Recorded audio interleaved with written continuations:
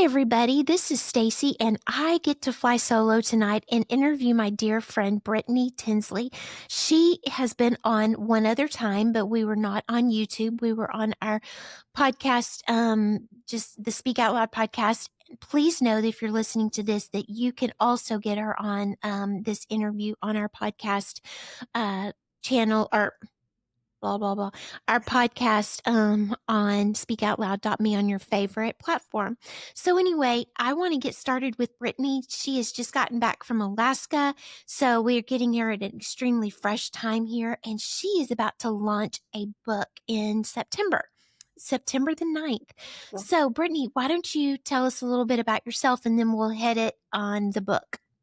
Well, I'm so glad to be here again. It's so good to see you. This is so fun to Thank be you. You back. too. Yes. The book is called Stories Our Scars Tell. Like you said, it comes out September 9th, and it is sort of part memoir, part spiritual reflection, part healing companion for people who are struggling or who've walked through seasons of struggle. I wrote it through the lens of my own struggle with self-injury, which is something I've dealt with for, gosh, almost 20 years now, which is crazy to Mm, say.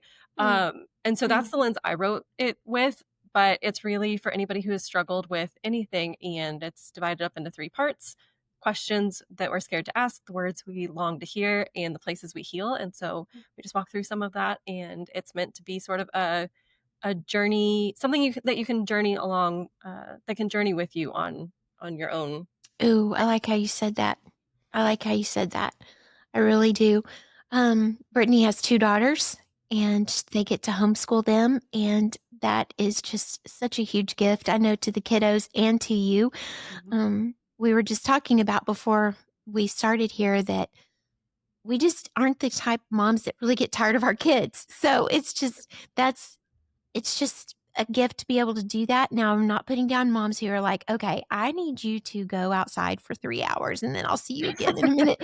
Every mom is different. All of us are shaped different mentally and all that kind of stuff. But yeah, I have talked to one of my daughters today twice, and the other one I'll talk to later tonight. It's Mm. just when you have that kind of relationship, it's really, really a gift. It's very, very special. And hopefully, those of you who are listening, this conversation will help you be more in tune with the kids that you have, and also with yourself, with your anybody in your family who you know may struggle in the way that Brittany and I are going to dive into and talk about and address. But anyway, I just am thankful that you're here. And I want to just get started and talk about what you've been up to with the book. I love the 3 different parts, Brittany, that you divided the book into. And again, questions we ask, words we long to hear. And then the third one is what? I'm sorry. Places that we heal. Places Yep. that we heal. My Mhm. pages got stuck Oh, together you're here. good. Well, and in particular, I love the first chapter, Am I Crazy? Because some people will think and just go, you know what? Well, of course I'm not. But sometimes when we have actions that we've lived out in our life that we had no idea would ever come to fruition in our lives, you Mhm. can really feel that way. Yeah. So I wanted to point out a couple more that I like, and then we can talk more in depth. Another one that I really like was Should I Be Ashamed? And all mental health, all mental illness, all those things together can really equal that word shame. And we're going to talk more about that as well. What if I fail? Mm. That's a big one when anytime you're trying to get better from something and heal. Also, can I trust myself? And I'm really curious about that one because of my response to that myself. Yeah. And then the second section, part 2, I was really thinking about You Deserve Grace, another hard thing for me, Mhm. extremely hard. I can dole it out all day long, but I struggle with that with myself. And I don't mean that in a humbling, oh, look what a good Christian I am. We were created to receive the grace that God gives us, thus the cross. And so that's not a good thing that I'm trying to say about myself. It's just something that's a challenge for me. Yeah. And then finally, You Are Safe, a word that Mm. can be very, very underrated Yeah. when we are with people who we don't know if we are safe with, or including ourselves. Mhm.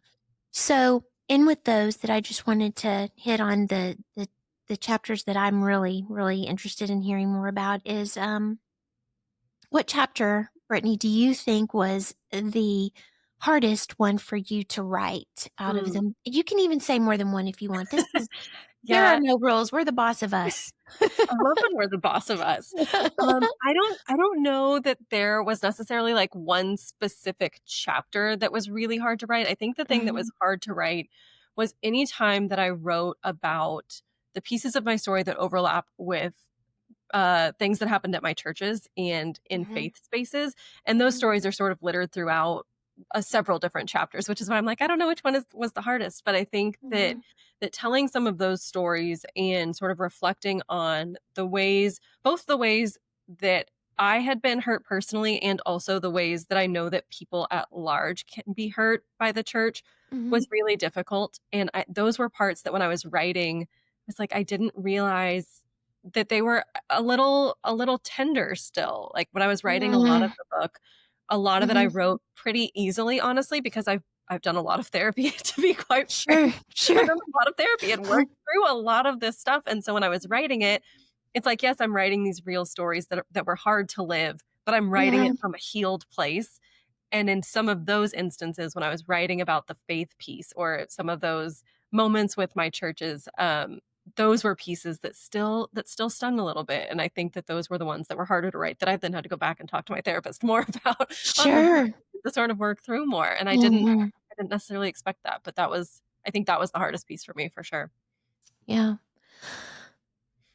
I'm thinking that I have this other question, it's kinda just off a little bit, that when I was writing, I was thinking, "What if people are reading this from my church, Mm, and that wasn't their experience? yeah. And, what if they feel like I'm kinda outing them or betraying them some?" Did that ever cross your mind even a little bit? Or It not has, that we have to take care of them right. because they are the ones who hurt you. I'm Mhm. just saying. Yeah, it definitely crossed my mind, and I think I tried to be really careful when I wrote it not to specifically name people who had hurt Mhm, me. mhm, That was one way that I've sort of tried to protect them because as much as they did cause hurt, I equally think that they were probably doing the best that they could, sure, and that right. doesn't mean that what they did was right or excusable or God honoring, but and now I do have the benefit of hindsight now, which has helped, but I think Mhm, that I tried to write it in a way so that if one of them did happen to read the book, and I don't know that they ever would, but if they did, that they would, even if they didn't necessarily agree with where I landed in terms of a conclusion, that they would at least be able to read the story and the scene and some of the hmm, conversation and go, yeah, this accurately reflects what happened. I don't agree with your conclusion, but you did represent the interaction correctly, mhm, if that makes sense. And mhm. so I think because of that, and because I didn't specifically name anybody, not that people couldn't probably figure it out if they really wanted Sure, to, sure. but because I didn't specifically name anybody, I think that that has helped me sort of Mhm, feel good about the way that I wrote it. But mhm, I have wondered if they would read it. I have wondered what their response would be if they mhm, read it. Um, mhm. and I just, who knows if they ever will or not.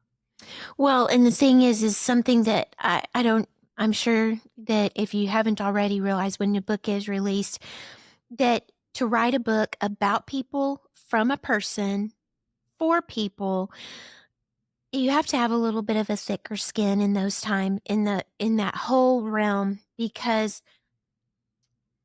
you don't necessarily get any bad feedback, but at the same time, you're going, "This is my take to the best of my ability on what Mhm. happened." And, some people, it might drive them to need to do their own work, Yeah. and everything, in situations. But I did find that, I've had to just sometimes just go, "You know what?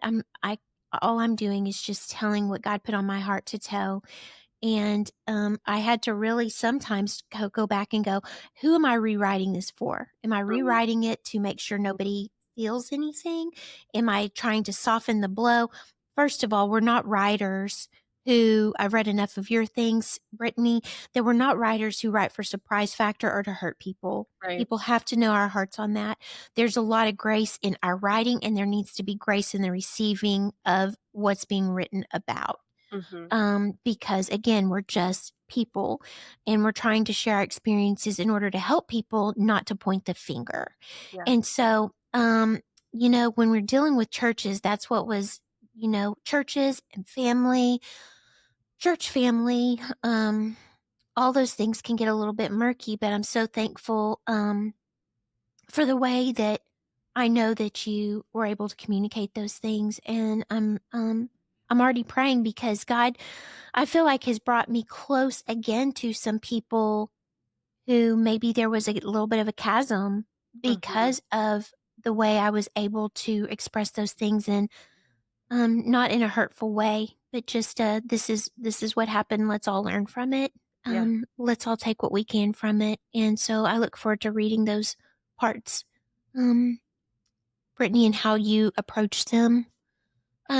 So moving on, why did you choose to write a book about the topic? And let's go ahead and address the topic in that question also. And who did you write it for? Let's go ahead and just say it.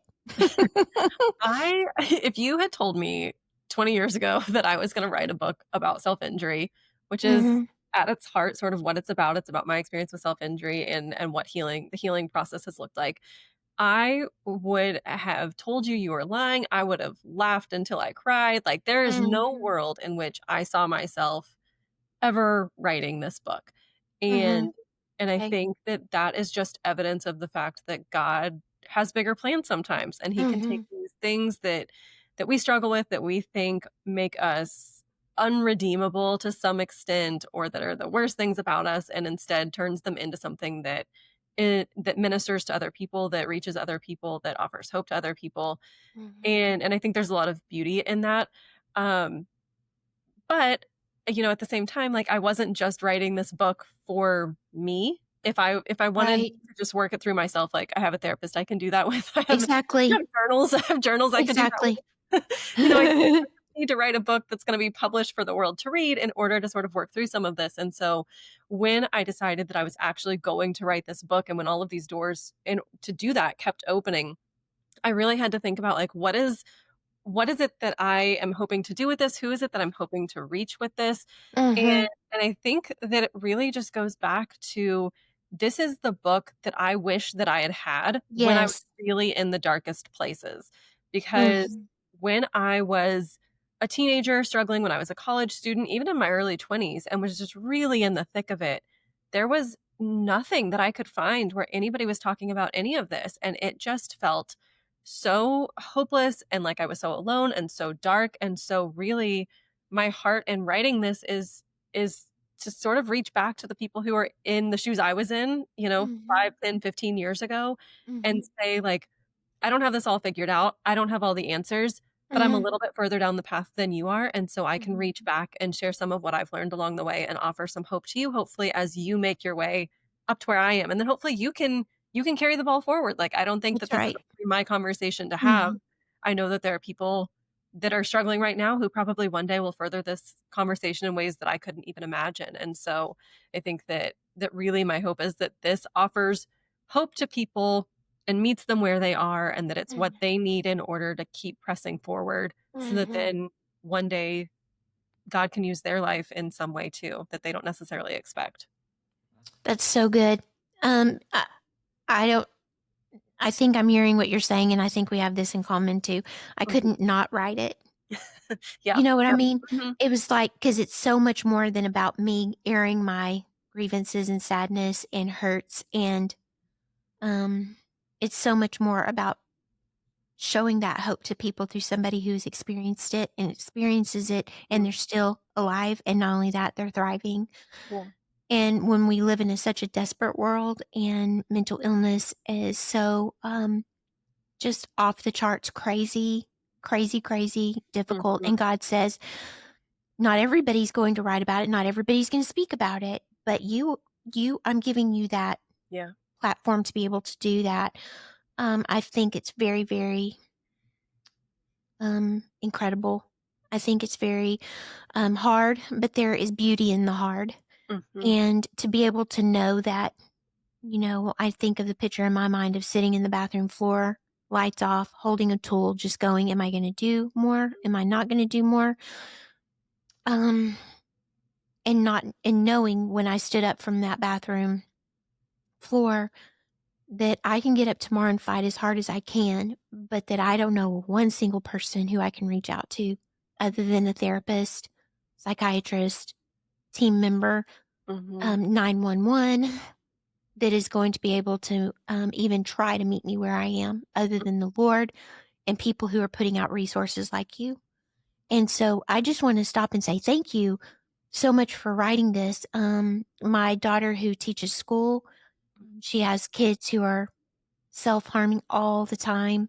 mhm, And while she has memories of that with me, and she has different tools that she can pull from of the things that I've taught them. Sometimes you don't need that. Sometimes you need somebody else's experiences and everything and be able to go, wow, this started when it started with this person. And now I'm going to learn from them as well. mhm. Um, there just can't be too much out there about this, but we have the twist on things, Brittany, is because we have the Lord. Yeah. And there are sites that you can go to until you are just as sick as the people on the sites. But then there is the freshness and the cleanness and the hope that we have in the Lord that you speak of. And that is your whole basis, and my whole basis for getting to share, for Mhm. sharing these things that are so hard. Yeah. Um, Sometimes people will say, how can you do that? And like what you're sharing, Brittany, it's just like there's so many reasons why, because Mhm. God's just put it on your heart and it's so strong, and you're being obedient. Yeah. Yeah. I think that you said it perfectly when that you can't not write it. Like, Mhm. I tried really hard not to write this. I tried Mhm. really hard. Mhm. I wanted to write anything else. I have friends who are fiction writers. I have friends who write Bible studies. I have friends who Mhm. do all of these wonderful things, and I would just sit there and think, like, why can't I write something like that? Like, why can't I write Sure. something, like, fun and light and Mhm. I don't know, encouraging in a different kind of way, Yes. and it was just those doors never opened. That wasn't the message that God gave me. It's not the story that He has written over my life, and Mhm. I couldn't not write this one, Mhm. and so Mhm. here we are. Here we are. Yeah. Well, I know God's gonna bless it. I do, because it's so, so needed. I'm glad to have another resource to be able to, when people reach out to us, that's not only our story. Mhm. And so I definitely thankful for that, just with Speak Out Loud as well. Um,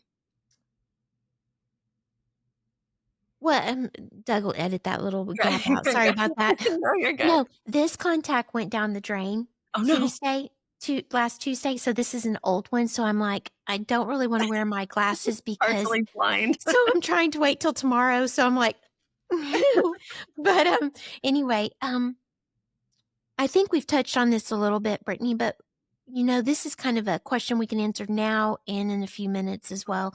But what do you hope that the reader walks away with, even from the onset of the outline and everything? Just what were your forethoughts on that? I really wanted them to know that I believed their story, whatever that was. I think that a lot Mm, of times when we struggle with things, there's this element of disbelief that sometimes people sort of write over it. Like when you start to tell your story, they're like, "Well, surely it wasn't that bad," yeah. or "Well, surely that didn't really happen the way that you say it did." And so when I wrote the introduction first, which if you're not Mhm. a writer, maybe you don't know, you don't always write the book chronologically the way that you end up reading the Right. book. Sometimes you skip around, and in this case, Mhm. I wrote the introduction first, and that was sort of the heartbeat of the introduction was I wanted people to know I believed them and that I Mhm. saw them where they were, and Mhm. and I think beyond that, the greater message that I want people to take away is that 1, there's always hope, Yeah. and that 2, no matter what you've dealt with, no matter what you've struggled with, whether it's the same thing that I have or something totally different, that Mhm. those moments don't define the entirety of who you are. Just because you Mhm. struggle does not mean that that struggle is your identity, and Mhm. sometimes that gets really twisty and weird and hard to sort of flesh out, and so I think that that was that was the other thing I really wanted people to know, was that they aren't defined by whatever those worst moments are in their Mm, life. yeah. So good. Yeah. I'm going to say that a lot. So good. That's great. Thank you. Those are gonna keep happening. That's okay. So, yeah, well, I think that that's the motivator, and, gosh, I would've somebody would have told me, "I believe you," when I was 10, 12, Mhm, 14. I wish so badly instead of the doubts because of me being a kid or mhm, because of who was involved in what different aspects of my life. yeah, Mm. It would have validated so much for me, and it would have made me feel so valued as yeah, a person just to know that I was worth hearing mhm, in my child voice, in my, college voice, in my young adult voice, and so thank you for caring about that even. yeah. Well, how do you see faith, playing a role in your healing journey? I mean, from what we've talked about, it can't not, Yeah. in your struggles with self-injury and all these things. How is just how what are a couple of specific ways that you feel like. I think that really early on when I was struggling, if I think I started self-injuring when I was 15, so that Mhm, was a lot of years ago, and when I think back to that sort of first 6-month period where it was just really rough and I was totally alone, nobody knew yet, I just remember thinking even then that one day God's gonna use this, and I mhm, didn't know what that meant, but that alone gave me sort of the hope that I needed to keep going, because at that point things were really dark and I wasn't sure what to do or how to handle it, but sort of just this, and I know it's a little vague, but it was just this vague sense that one day this is going to be something bigger, mhm, that gave me enough hope to keep pushing forward. And then as I got older and as I entered college and my faith, started to shift just because I was maturing in a different way. mhm, I think that it really became this grounding force for me, where it was, I've got all of this other craziness going on. I'm struggling, and sometimes I'm struggling, sometimes I'm not, and nobody knows, and it's this big secret. And mhm, faith was sort of the grounding thing for me. My relationship with God was real and it was strong, and I came back to it over and over and over and over again every morning. And that was something I don't know how people who don't have faith struggle and make it out. Like, it's mhm, really hard for me to imagine that, mhm, because for me faith was such a big part of me making it through. And even today, I mean, you and I, I think we both sit here and say, like, we know that just because we're believers, just because we're Christians and have a real relationship with God, doesn't mean that we don't struggle. But even today, knowing that I serve a God who is working for me, who's working all things for good, is just such an encouragement that you don't find anywhere else. And so I think that mhm, that has been something that has pushed me towards healing, is knowing that God's working all things for good. mhm, And God doesn't want us to be hurt. He doesn't want us to hurt ourselves. He doesn't want mhm, us to have to struggle in those ways. And so I think that I sometimes sort of view it as this partnership between me and God, like God and I together are going to figure it out, and mm, we're mhm, going to do it for another day. mhm. And so I think that that's what it looks like a lot of the time now. Yeah. I feel like sometimes I will picture when I am tempted in those ways and everything to hurt myself or to feel so much shame that I will picture what it would look like if a child that I love, I can't even put my girls in that place without it just destroying me, Yeah.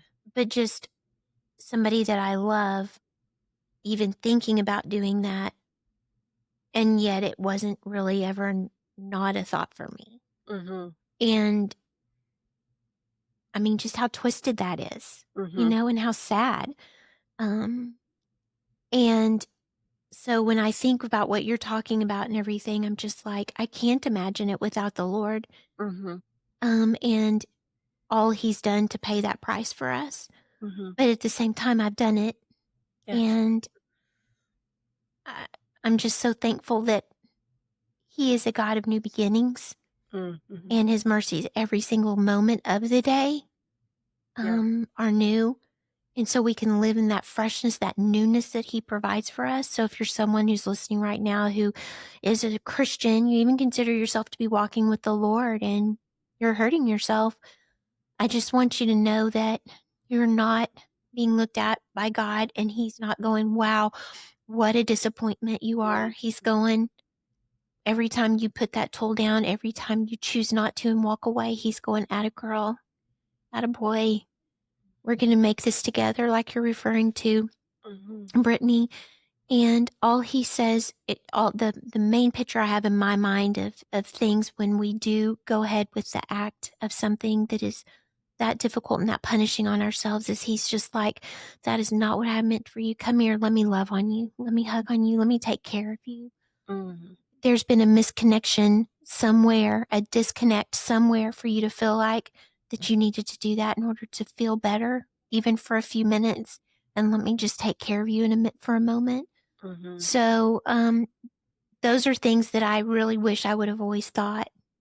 Yeah. When I think of the behavior of our Father, when I think of the demeanor, when I think of the response of Him, that's how I would respond to someone else.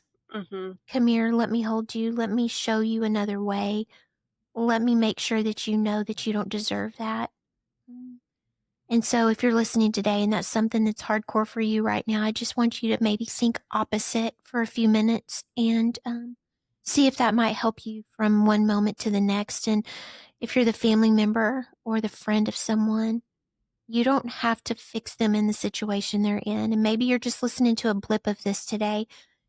We just want you to know so much that you do not have to be that person's healing power or that person's person who can fix them. Sometimes your very presence and whether you believe in the Lord or not can be just to sit in that moment and just say God's name, just say Jesus, and just let His peace fall upon both of you as you're in that very difficult situation, or if it's just you by yourself. You are enough for what God did for us on the cross. And we realize this is a very tough topic, and we want to really address it with respectfully in the fact that God is bigger than. Mhm. And so, please continue to listen. If you are just passing through, please continue to listen because we have a lot more hope to share with you today in this next few minutes. Um, so Brittany, in the book, you share openly about pain and hope. How do you balance the honesty and struggle with encouragement towards healing in this way? When I started writing the book, I knew that Mhm. I wanted to tell the story honestly, and I wanted to talk about self-injury honestly. There's not a lot written about it from a non-academic standpoint, just in general, and what is out there is mostly in the fiction world, which is great. Mhm. Um, but sometimes that can either really over dramatize things or sort of just gloss over it entirely. Mhm. And so I knew that I wanted to write from an honest point, which was going to require me to share what the pain is really like, what the emotional and mental pain is really like, and also the physical pain is really like. Mhm. Um, but also I knew that it is a sensitive topic, and the people who are going to be reading it are likely people who have either dealt with this or who have friends or family who are dealing with this. And so I knew that I needed to sort of tread carefully also because you don't want to ever trigger anybody or upset somebody. Right. And so I think it was a really fine line that I tried to walk, and I don't know if I struck it perfectly. I did the best that I could. Mhm. Um, but I really wanted to honor the truth of what it's really like and also not leave people in this like deep dark desperate place that some Mhm. of the stories that I write about take place in. And so it Mhm. was important to me to balance the truth of the Mhm. pain with the truth of the hope that we hold. Mhm. And So good. that was Mhm. sort of the mentality that I wrote with. That was the mentality that I went back through when we did edits and that I edited with was really trying to make sure that both were represented equally and both were represented rightfully. Mhm. It's almost like for shock factor, some of the parts of the first book that I wrote were about self-harm, and I was dropped by a publishing company because it wasn't more of a how-to. Mm. situation and more in depth about what that looked like to kind of draw the reader in. And I was like, wow, um, I'm not your girl. And I'm not going to be able to do that. And Brittany, we can be praying that that's exactly how yours comes forth. And I'm sure it is. I just, knowing you and having conversations with you and knowing your character, knowing your commitment to the Lord and everything. Again, it's just like this fine line, and God helps us stay on one side of it and hold fast to that one side and not cross over to the other side. And only He can help us do that because, of course, you want people to feel like that they can really you can identify with them, that you're not making this up, that this is true, that it is hard. It's the hardest, one of the hardest places that you can possibly be. Mm, And yet, God is bigger, but yet you still go there with them. You mhm. still go there in a in the good way, with them and everything, the best way that you can through communicating through writing. Yeah. Yeah, it's like this idea that, you can't necessarily fully offer somebody hope until they know that you've walked in their shoes, and so, Mhm, to some extent, it was writing it in a way that would let people know, like, I've been in your shoes. I know what it's really like. I know what it's like to sit there and hold a tool and be making a decision about whether or not you're going to do something. I know what it's like to think mhm, about what is this going to mean for the future. I know what it's like to have people tell you that this means that you don't have faith, or this means that you mm, don't trust God, or that this means you're looking for attention, or whatever all of the crazy things people say are. Like, I've been in those places, and so because I have been in those places, mhm, I can also tell you with certainty, with some degree of authority, that mhm, things don't have to stay in those places, that things get better, that things can be redeemed, that there's hope. But I don't think that if I'd left those pieces out, that people would necessarily receive the hope the same way, because we'd be like, "Well, how do you even know what you're 100%, talking about?" 100%. That's exactly, I believe that 100%. Mhm, Yeah, you have to go to that depth with them. It's almost like when people have asked, "How can you not eat?" Well, have you ever tried to feed someone who's not hungry? mm, Well, it's very difficult to do that, so we pray for people to hunger and thirst for God's hope, so mhm, that way when they read books, that when they read your book, they will be going, "I want a different way. I want a better way. What's that way gonna look like? God's way." mhm. So, how did you decide which parts of the book that you wanted to hold back on and which ones you wanted to really, throttle forward? I I debated that a lot. I heard Mhm, Andi Colber, who's another author, speak one time, and she has a couple wonderful books out if anybody else is looking for other book recommendations. She's got some mhm, wonderful books. mm, But she one time was speaking, and she said that you should write with one foot in your window of tolerance, one foot squarely planted in your window of tolerance, and one foot outside of it, which basically just means to write from a place where you are firmly planted and healed, but not so far that you are shying away from things that still feel uncomfortable and scary.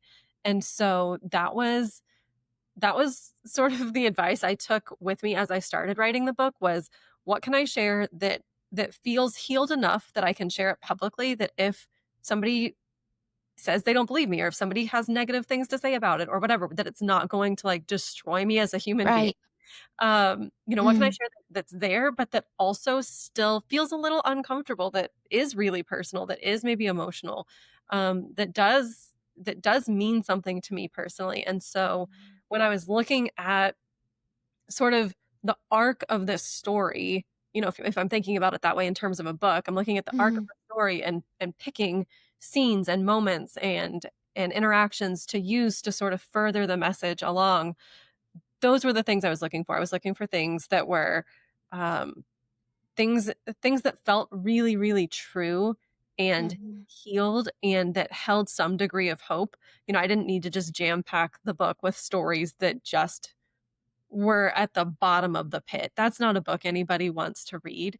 And sure. so, I think that there were choices that I made about that. There were also, I think maybe the harder thing was to pick which stories, when it involved other people, to put in and leave out, because Mhm, talking about earlier, there is always the chance that these people that you've written about are going to read the book.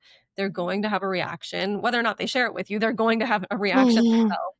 And so I wanted to make sure that the interactions that I was including for the right reasons. I wasn't putting them in there Right. just for Mhm. spite or just to get some sort of revenge or just Mhm. to dig at somebody or um, to get the final word, whatever it was. And so Mhm. I think that when I was picking what to put in and what to leave out, um, that was something that I spent a lot of time thinking about, and Mhm. honestly still, like, the book isn't out yet, it comes out in September, and that's Mhm. still something that I sort of mentally debate in the middle of the night, like, "Should I have told that story? Should I have left that out? Could I have Mhm. told it a different way? Could I have told it better? Could I have done it in a way where it wouldn't sting so much for that person if Mhm. that person Mhm. reads it?"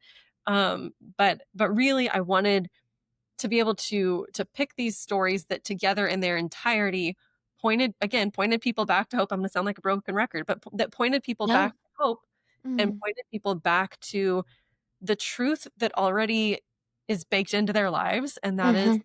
that God is with us, that Mm. God is over us, that God is for us. And so if I could use stories that somehow people saw themselves in some way, that Mhm. was really the goal when I was picking and choosing what to put in and what to leave out. Mm.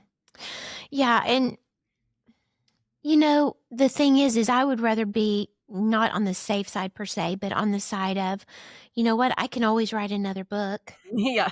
You know? It doesn't all have to be in this one cover to cover situation. Mhm. You can always do, another one and stuff at a different time in your life when maybe God does give you the go ahead or maybe he does pull back and, pull you back. Mhm. Different things. That's just part of the responsibility of writing with integrity. Mhm. And I feel like that's backing up just a second. I love what you were talking about a minute ago about writing with one foot in and one foot out. Mhm. I think that is such mature advice and everything. So I'm excited to read how that kind of manifests itself in your writing. Yeah. I okay, so let's talk about shame. Yeah. Let's talk about shame for a few minutes because this is something you know in our Christian world sometimes. Mm. Um, we can hear somebody say, "This is my story. This was my story before Christ. This is how I became a Christian, and this is all the things that He's changed and all the things that have gotten better, even healed. And now this is my story over here now, and it is of redemption." And um, I don't think anybody is really shallow enough anymore just to say, "Well, Jesus came into my heart, and I have nothing wrong anymore." Right. That used to be the kind of the message that we were supposed to give, but I think people have wised up and they're like, "That's not even the story of the gospel. That's Mhm. not the story of the Bible." In so many different instances, but sometimes I feel ashamed, for lack of a better word. It just is what it is. That's exactly how I feel Mm. when I'm getting up in front of people or I'm sitting across from somebody drinking coffee and somebody says, "What is your story?" And I'll say, they'll say, "Can you talk to me more about your story?" I'm like, "Well, this is what happened. This is where I am, and this is where I am." Yeah. Yeah. Yep. This is still where I am. Now God's active, He's moving, the healing timeline didn't look like I was going to, but He's protecting me from a lot of things and He's showing me a lot through Him. I didn't just get this way overnight, so it's gonna take time for Him to reshape and reform. My digestive system is still so messed up, but what is He doing? He is showing me the process of His faithfulness. Mhm. Well, when I think of that, and when I think of how sometimes I so badly want to be able to say, "This is what my life looked like. I'm totally healed as far as much as I can be as a human walking around in a broken world. And now this is my happy story over here." Gosh, that's just not the truth. Yeah. I get to live in victory and I get to live in hope and I get to live in joy. But does my body still suffer greatly? Does my mind still suffer greatly? Yes. Mhm. So can you talk to us a little bit about the shame in the situation and in your book? Yeah. I hear exactly what you're saying. I grew up in church, and so I learned how to tell, to get a testimony from the time I don't know, 5 or 6 years old, Yeah. like really, Yeah. really little, and it was very like you said, before Christ, and then I met Jesus, and here's how things have looked since then, and it's so great, and it's wonderful, Mhm. and yeah, maybe I've got some little struggles, but nothing real serious because I've got Jesus. Mhm. And that just isn't how my life has looked, and I think Mhm. that when you're somebody who has a life that doesn't necessarily look like that, who has some sort of ongoing sort of maybe lifetime struggle, that there Mhm. is this shame that we carry, that sometimes other people put on us, that we're made to feel, that we come up with on our own because we don't have this like neat tidy story tied with a pretty bow that we can just Mhm. present, and it's this very clear cut like before Mhm. Jesus after type thing. And that's something that shame is something I've wrestled with a lot, because I think if you ask anybody, everybody would say that they would rather have a story with like a really good after than for the after to sort of just be this nebulous, like still struggling, it's still hard, sometimes it's hard every day kind of thing. Um, Mhm. and so a lot of the work that I've had to do personally has been surrounding shame and surrounding the idea that like maybe I'm not quote unquote better, or that I Mhm. haven't recovered in the way that I wish that I would have, or that recovery maybe doesn't even look the way that I Mhm. expected it to. Or that makes people feel comfortable being with us Yeah, even. exactly, because I think that when you talk about a Christian who is struggling, people people want to feel good about that, and they wanna have a story of, like, Jesus swooped in and saved the day and, like, cleaned everything up, and nothing was ever hard again, Mhm. and that's just not the reality for so many people, and I think Mhm. that when we continue to lean into that narrative that that's the only way it should look, it's Mhm. really, really detrimental, and it creates the shame that a lot of us carry, um, and so in the book, when I was writing about that, I really wanted to make it clear that just because you don't have some perfectly tidy little story doesn't mean that you deserve to hold any shame over that. Like, Mhm. yes, we can all make choices that are not great decisions. We can make decisions that have consequences that are unfortunate, and that's just part of life. But we also are not made or meant to just carry this perpetual shame about the things that we struggle with, some of which are out Yeah. of our control. Like I Mhm. can't change my brain chemistry. Like that's not something Right. I can just magically change with a snap of my fingers. I can't magically make the urges to hurt myself go away. It Mhm. doesn't matter how long it's been since I've done it the last time. Those urges still exist for me. Right. And there's no need to carry shame for that. Like, carrying shame doesn't help you in any way. It doesn't heal you in any way. Mhm. If anything, it only holds you back, and so it's much easier said than done, obviously, to be like, "You Mhm. just shouldn't have shame anymore." Mhm. But that's really what I wanted to sort of impress upon people, was that, like, you don't shame isn't yours to carry. You don't have Yeah. to carry it. You can be a person who struggles and a person of faith and not feel ashamed about that, Mhm. because whether you struggle or not, you're a child of God. Whether you struggle or not, you're created in God's image. Whether you struggle Mhm. or not, God loves you today, how you are, right where Mm. you are, no matter Mhm. what you've done. And because of that, we don't need to feel ashamed about the way that we were created or the way that we Mhm. exist in the world today. Yeah. And I think that that's something that's really, really hard to Mhm. learn. It's really hard to remember. For me, it's something that it's like a daily remembrance for me sometimes that I have Mhm. to settle into. Um, but that I just really wish for people that they wouldn't feel so ashamed about things like that, because it doesn't help at the end of the day. Yeah, and I do think a lot of it is spoken to us or over us because of a lack of understanding, of fear, Yeah. um, uh, and wanting to explain something away, Mhm. mm, a way of justifying the action or, in the person not justifying it. Mhm. Um, and what I've come to is kind of a disclaimer that I wish I kind of want to print a t-shirt that says, or a ball cap, just very briefly, just please read this. But that it's not a faith issue for me. And Yeah. it is an issue where I know without a doubt that God has the power to heal me. But God came so that he could have relationship with us. Mhm. And because he has chosen to heal me in a different time span, with some lapses and everything like that in it. What's the ultimate goal? Is for me to be as close to Jesus that he's closer than a breath, closer than a whisper because he lives in us when we accept him as our personal savior. And if that's what it means for me to need to lean into him so hard all day, every day, for me to need, not need, but for me to have these things continue on in my life, then I've come to the point where I just say I'm in Mhm. because it keeps my mercy. I don't know about you, but it keeps my mercy level so high because I'm not looking back 15 years. Yeah. This is my today. The fight, the battle is my today. And sometimes I'm just like, God, I hate this so much, but I don't hate how close I am to you. I know how I am apart from you. And I don't feel like you don't trust me with the healing. I just feel like that the plan that you have for my life looks like looks like we're walking it out and often how you're carrying me through. And I've just got to lay my trust in you. And by doing that, also lay the people who are naysayers Mhm. at your feet as well and just go, you're more than capable, Father, of handling them. I'm going to just stay focused on how you're taking care of me in my life and just be grateful for that. And you know what?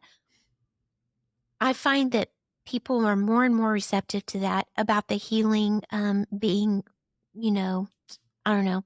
For a long time, when I would speak at things, people would say, bless your heart, you don't even know. You could already be healed. You could already be walking in this healed body. And I'm just like, "No, I absolutely do have the faith," and having that conversation's almost like begging people to believe you, and so I've stopped doing that. Yeah. I'm just more of like, I just want you to know, like, I'm speaking at something this weekend, and I'm just gonna go ahead and put it out there. I know without a doubt God could heal me in this very moment, and he may choose to do so, but if not, greater is he that is in me than he is in the world, and I'm okay with that, and as long as I'm okay with that. Yeah. That kind of reaction just makes me want to scream. It makes me so even Mhm, as you were just saying it, it made me angry for you, like, in this mhm, moment because it's just such a hard reaction for people to mhm. have, and honestly, I think that it's a mature faith that Mhm, says, "This can be hard, and this doesn't look the way that I want it to, and this mhm. and I'm not fully healed in maybe the way that somebody else would look in from the outside and say, Sure. 'Yes, you are healed.' But that Mhm. doesn't mean that God isn't active in the story. It doesn't That's mean that you're right. not walking with him, and so I think that Mhm. that perspective takes a stronger faith than somebody looking in and going, "Well, God could heal you right now if he wanted to, and you just aren't believing enough, and if you Mhm. just believed enough, you would be healed." Like, Yep. I re It's not an accurate measurement of and reflection of my relationship with God, No. the what you're seeing and everything, and so, thanks for going there with me on that. Because Yeah. I mean, these are just things. Because 'cause I've had this for over 30 years, so you're going back to people going, "You must, have all these issues that I won't go into that are just, speaking things over me and, into my life where we've come a long way, but we have so much further to go." So, thus, Brittany Tinsley's new book. Um, um so, kinda to start closing things off a little bit, Brittany, I could talk to you for a long time because, you just don't meet people all the time that can share, what you and I can share, Yeah. even if they're for different reasons. It's just special, Mhm. to be able to have moments like this where I can just say, "I'm sorry, God," but at the same time, I know that I'm not a mistake. I know Brittany's not a mistake, and so thank you for this encounter. Thank you so much for this time that we can have together, just to make sure that we know that we're not alone, but also to know that we are going to help share hope with other people in the midst of the struggle. So, what would you say to someone who is watching or listening who is struggling in silence? I think that first of all, I would tell them that you don't have to struggle alone, that it's Mm, really I've like I've said, I've been there, I get it, like, I know what it's like to struggle in silence, to maybe feel too ashamed to say anything, to feel like you're gonna be a burden if you say something, to think people aren't mm, gonna get it. I mean, you name the excuse, like, I have thought it. There are a million reasons under the sun not to say something. mhm, However, In my Mhm. experience, real healing, meaningful healing happens in relationship, and Yes. that requires that you say something to somebody. And Mm. that doesn't mean you have to tell everybody. It doesn't mean you have to tell everybody every piece of your story. It doesn't mean you have to tell anybody every piece of your story. That's right. But it does mean that asking for help when you know you're in over your head is a Mm. really wise decision, and Mm.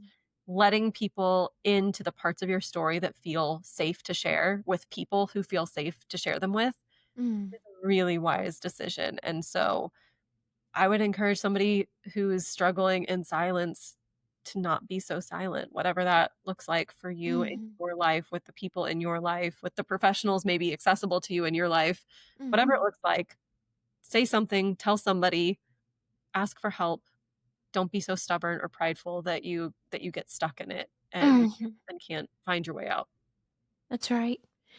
That in itself is so powerful because we want to hide in things, and the fact that you could step out and not be hiding anymore in your thing just shows, gosh, it's even if you don't feel that strength in that moment, when you look back on it, you're gonna be able to say, "You know what? I really do wanna be here. I Mhm. really do want to get better. I do wanna get well. I do want to make wiser choices, and this is why I didn't in the first place," and get help with those things and slowly begin to walk that out so that you know without a doubt that your life is precious, that your life is so, so important, and that no one can replace you on this earth, and that God made you on purpose for a purpose, and that is for His purpose. And even if you don't know Him right now as your personal Lord and Savior, we just want you to know that He would have died on the cross for you if you were the only one on this entire earth. And I'm 55 and I still have trouble believing that at different times.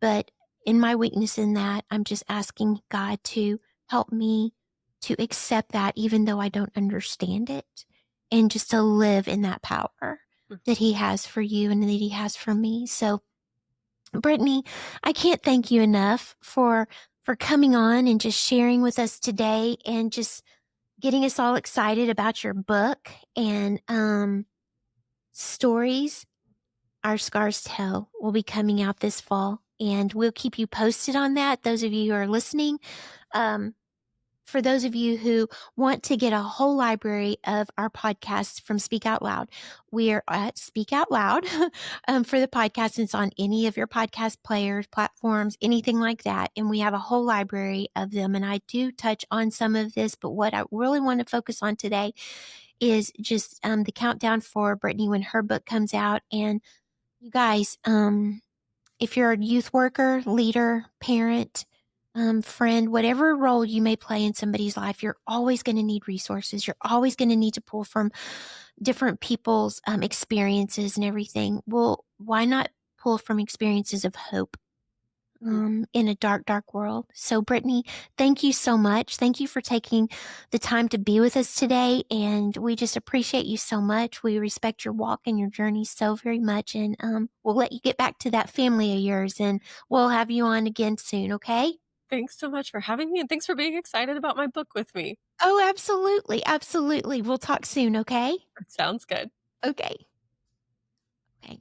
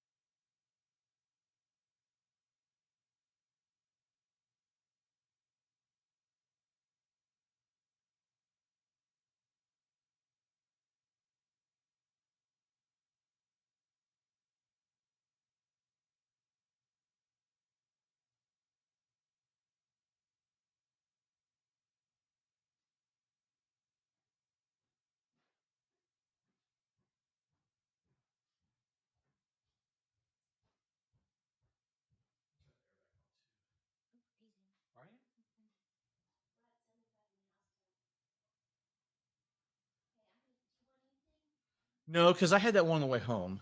I'll have tea with dinner. Okay. Sounds good, sugar.